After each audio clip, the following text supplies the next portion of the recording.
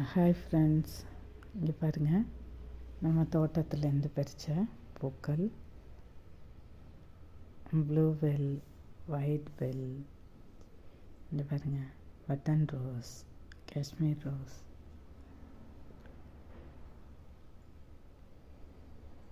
அதெல்லாம் கொஞ்சம் பறிச்சிட்டு வந்து நம்ம டேபிளில் வச்சு டெக்கரேஷன் பண்ணியிருக்கேன்.